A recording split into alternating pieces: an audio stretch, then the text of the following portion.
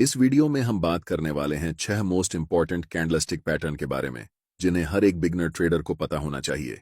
Bullish rejection candle, bearish rejection candle, morning star candlestick pattern, evening star candlestick pattern, bullish engulfing और bearish इंगुल्फिंग।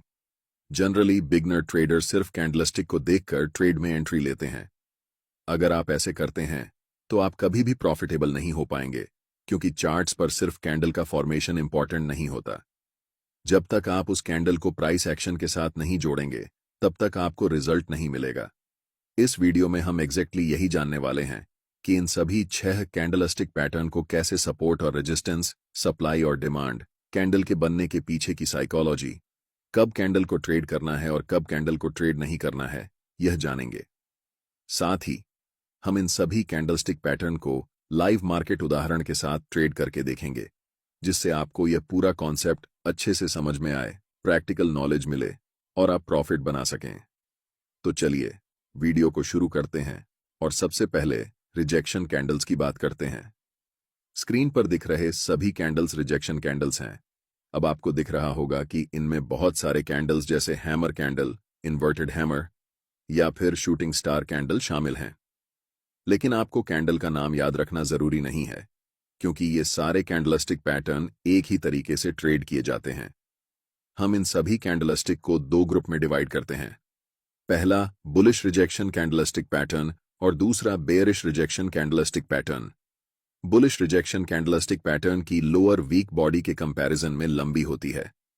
अगर आपको नहीं पता कि बॉडी और वीक क्या होते हैं, तो मैं बता दूं कि ये जो बॉक्स एरिया है, जो कि ग्रीन या फिर रेड हो सकता है, इसे हम कैंडल की बॉडी कहते हैं। यह हमें बताता है कि कैंडल की ओपनिंग कहां हुई थी और क्लोजिंग कहां हुई है।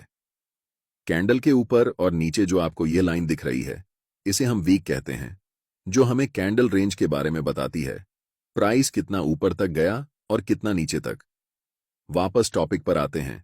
बुलिश रिजेक्शन कैंडल की लोअर वीक बॉडी के मुकाबले लंबी होती है, जो हमें बताती है कि कैंडल ओपनिंग के समय मार्केट में सेलिंग का प्रेशर हाई था, जिससे प्राइस नीचे तक आ गई। लेकिन कैंडल क्लोज होने से पहले मार्केट में बड़े क्वांटिटी में बायर्स की एंट्री हुई, जिससे प्राइस ऊपर जाकर क्लोज हुई। सिंपल भाषा में यह कैंडल हमें बता रही है कि बायर्स और सेलर्स के बीच की लड़ाई में बायर्स ने सेलर्स को हराकर मार्केट में अपना दबदबा बढ़ा लिया है।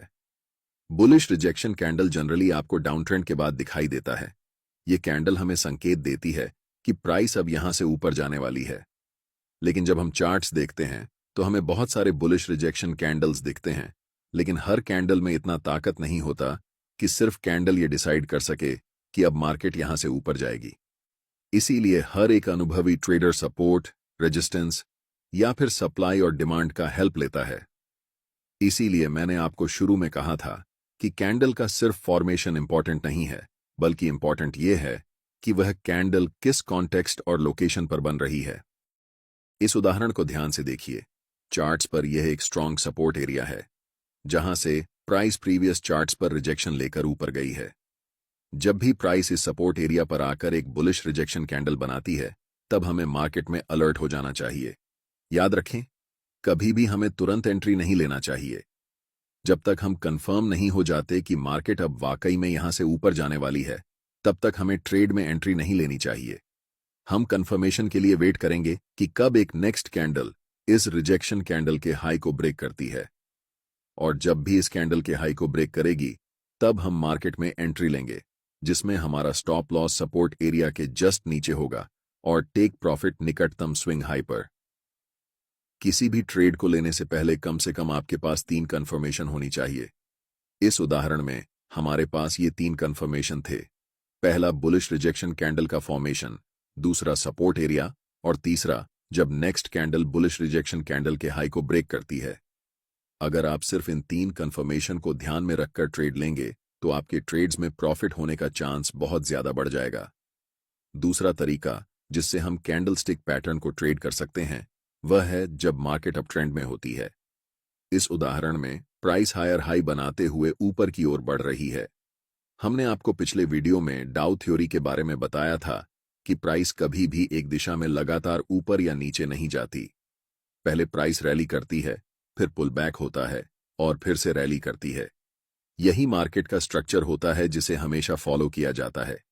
इसलिए जब भी प्राइस अप ट्रेंड में हो और रैली फेज में हो, तब हमें मार्केट में एंट्री नहीं करनी चाहिए। हमें वेट करना चाहिए कि प्राइस कब पुल बैक लेती है, और जब पुल बैक पर हमें कोई बुलिश सिग्नल दिखता है, जैसे इस केस में हम बुलिश रिजेक्शन कैंडल की बात कर रहे हैं, इस पुल बैक के ऊपर हमें एक ट्रेंड लाइन ड्रॉ करनी है, और जब चार्ट पर हमें बुलिश रिजेक्शन कैंडल दिखे, तब हमें अलर्ट हो जाना चाहिए। याद रखें, अभी हमें ट्रेड में एंट्री नहीं लेनी है। जब भी अगली कैंडल ट्रेंड लाइन को ब्रेक करके उसके ऊपर क्लोज होती है, तब हमें मार्केट में एंट्री लेनी है। पिछले वीडियो में हमने डिटेल में बताया था कि मार्केट में फिबोनाची टूल का कैसे इस्तेमाल किया जा सकता है।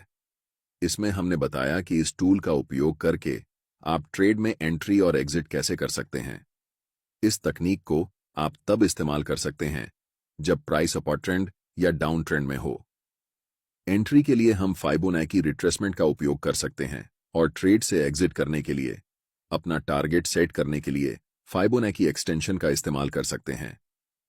अगर आपने वह वीडियो नहीं देखा है, तो इस वीडियो को देखने के बाद उसे जरूर देखें, जहां हमने डिटेल में बताया है कि यह टूल क्या है, ट्रेड में एंट्री कैसे ली जाती है और एग्जिट कैसे लिया जाता है, सब कुछ ए से जेड तक।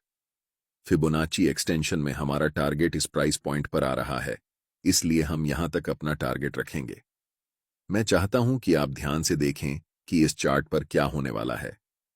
प्राइस लगातार ग्रीन कैंडल बनाते हुए ऊपर की ओर जाती है और हमारा टारगेट हिट हो जाता है। मैंने जो आपको इतना सारा चीज बताया, इससे आप सिर्फ बुलिश रिजेक्शन कैंडल में ही नहीं, बल्कि जितने भी प्रकार के बुलिश कैंडल्स होते हैं, जैसे morning star, bullish engulfing, hammer candle आदि, सभी कैंडलस्टिक पैटर्न्स के साथ इसे अप्लाई कर सकते हैं।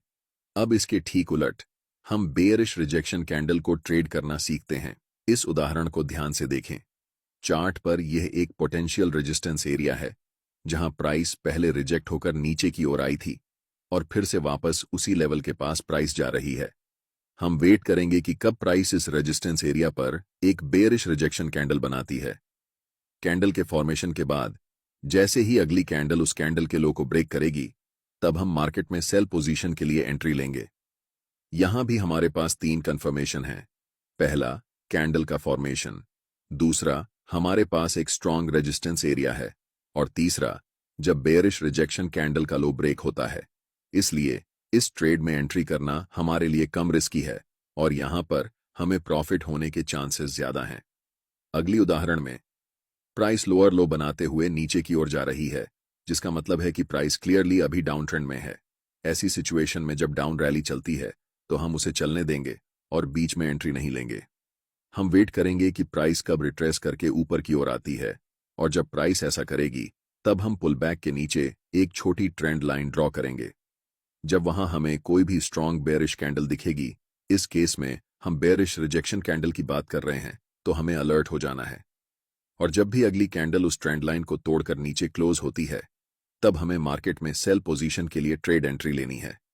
इसमें हमारा पहला टारगेट नजदीकी स्विंग लो होगा, और अगले टारगेट के लिए हम फाइबोनाची एक्सटेंशन का उपयोग कर सकते हैं। हर एक ट्रेडर की सबसे बड़ी दिक्कत होती है ब्रोकरेज। कैपिटल का ज्यादातर हिस्सा ब्रोकरेज में चला जाता है। आप अपना demat account M stock broker के साथ खोल सकते हैं, जहां सभी फाइनेंशियल एसेट्स में ट्रेड करने पर आपको 0 ब्रोकरेज लगेगा। चाहे आप delivery, intraday, futures and options, mutual funds या आईपीओ में ट्रेड या इन्वेस्ट करें, आपको लाइफ टाइम 0 ब्रोकरेज का फायदा मिलेगा। अकाउंट ओपनिंग फीस 999 रुपए है, और अकाउंट मेंटेनेंस चार्ज के 2 ऑप्शन हैं। पहला 149 रुपए का, जिसमें आपको 20 रुपए प्रति ट्रेड ब्रोकरेज लगेगा, और दूसरा 999 रुपए का, जिसमें लाइफ टाइम 0 ब्रोकरेज और मेंटेनेंस रहेगा। अगर आप ट्रेडिंग में सीरियस हैं, तो आप अपना डिमैट अकाउंट जरूर खोलें। फिर चाहे आप एक दिन में कितने भी ऑर्डर प्लेस करें, आपको कोई भी ब्रोकरेज नहीं देना पड़ेगा। अकाउंट ओपनिंग के समय आपको कुल 999 रुपए अकाउंट ओपनिंग फीस और 999 रुपए account maintenance charge plus GST देना होगा। एक बार अगर आप इन्हें पे कर देते हैं, तो आपको फिर कभी ब्रोकरेज पे करने की जरूरत नहीं पड़ेगी। हर एक फ्रेंड को रेफर करने पर आपको 555 रुपए मिलता है। यहाँ 1000 से ज्यादा स्टॉक्स पर 4 गुना ई मार्जिन फैसिलिटी मिलती है मार्केट में सबसे कम इंटरेस्ट रेट पर, जिसे आप लाइफ टाइम तक होल्ड कर सकते हैं। डिस्क्रिप्शन में दिए गए लिंक से अकाउंट ओपन करने पर मेरी तरफ से आपको सेबी रजिस्टर्ड एडवाइजरी ग्रुप का एक्सेस फ्री ऑफ कॉस्ट मिलेगा।